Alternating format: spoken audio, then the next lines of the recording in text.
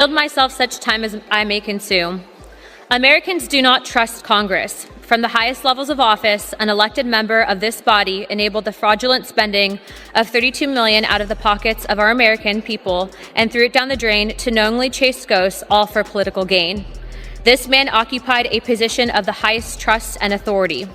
As chair of the House Intelligence Committee, Adam Schiff launched an all-out political campaign built on baseless distortions against a sitting U.S. president at the expense of every single citizen in this country and the honor of the House of Representatives. With access to sensitive information unavailable to most members of Congress and certainly not accessible to the American people, Schiff abused his privileges claiming to know the truth, while leaving Americans in the dark about this web of lies. Lies so severe that they altered the course of the country forever. The lie that President Donald Trump colluded with Russia to steal the 2016 presidential election, revealed to be completely false by numerous investigations, including the Durham report. The lie that the Steele dossier, a folder of falsified and since completely debunked collusions, accusations funded by the Democrat Party, had any shred of credibility. Yet Schiff read it into congressional record as fact. Lies concocted and compiled in a false memo that was used to lie to the FISA court to precipitate domestic spying on U.S. citizen Carter Page, violating American civil liberties. Not only was this egregious abuse of Schiff's privileged access to classified information.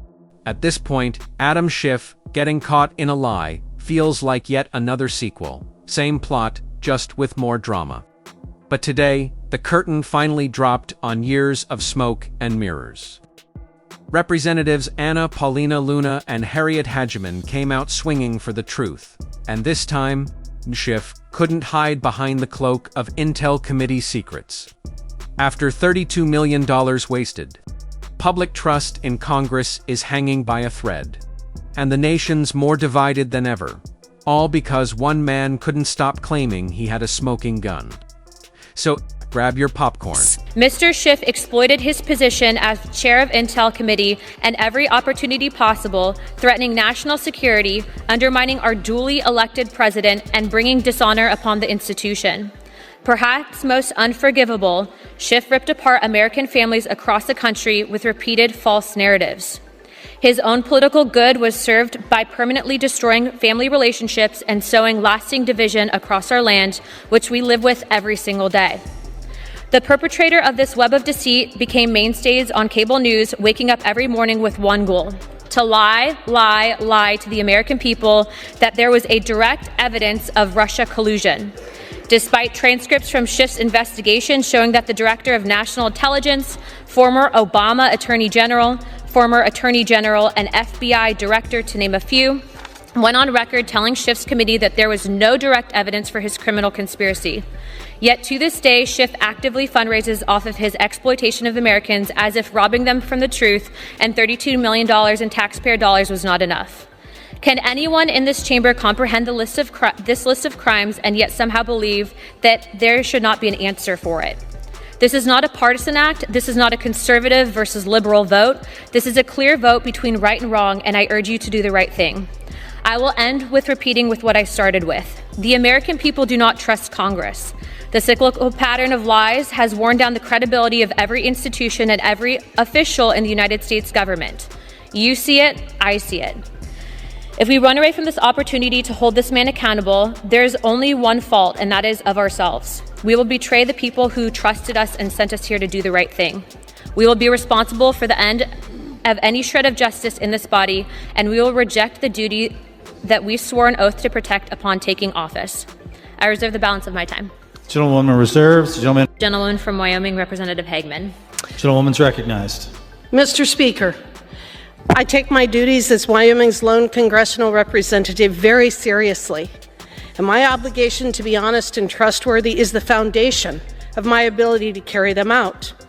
This privileged resolution isn't about politics. It is about the seriousness of being honest and forthright as a member of Congress and upholding the oath of office that we all take upon being sworn in.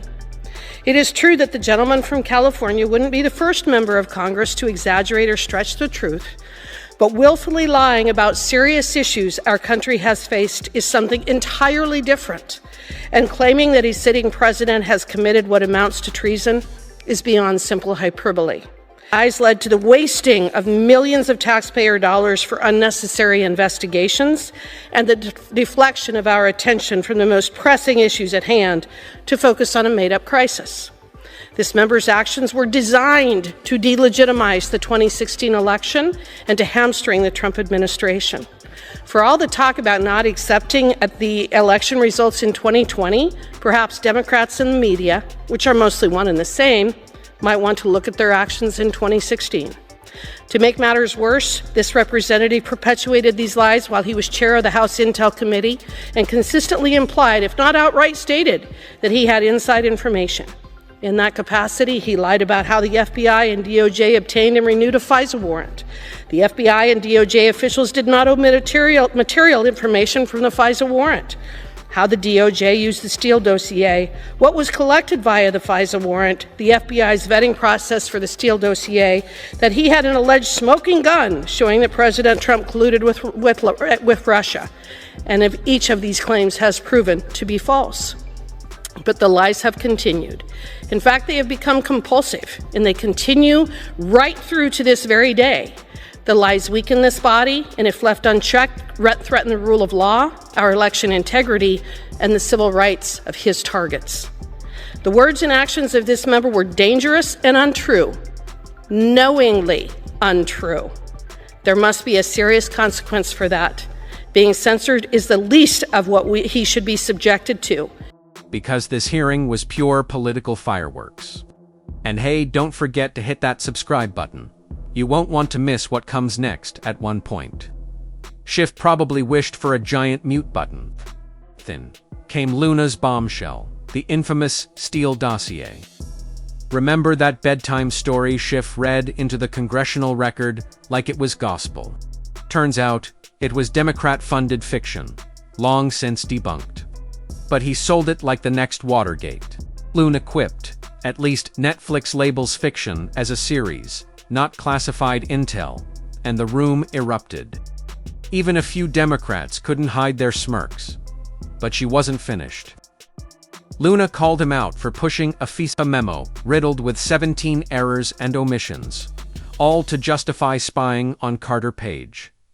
That wasn't intelligence gathering, she said. It was creative writing with a security clearance. Then Harriet Hageman took the mic, concise, sharp, and surgical. She accused Schiff of turning lies into legislation and misinformation into a career. He didn't just mislead the public.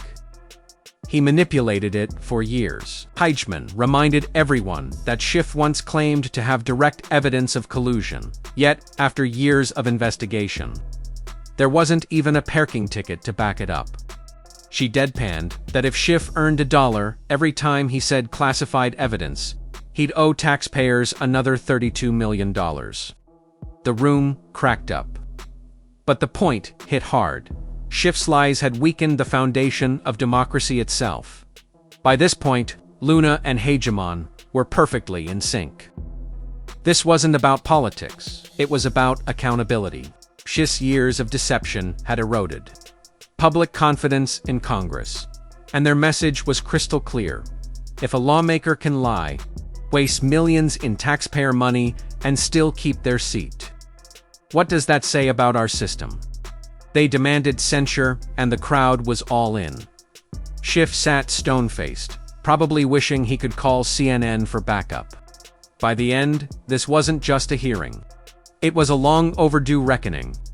Luna and Hageman didn't just confront Schiff, they exposed him, with fax receipts and perfectly timed sarcasm. For years, Schiff built a career on deception. Today, those lies finally caught up with him.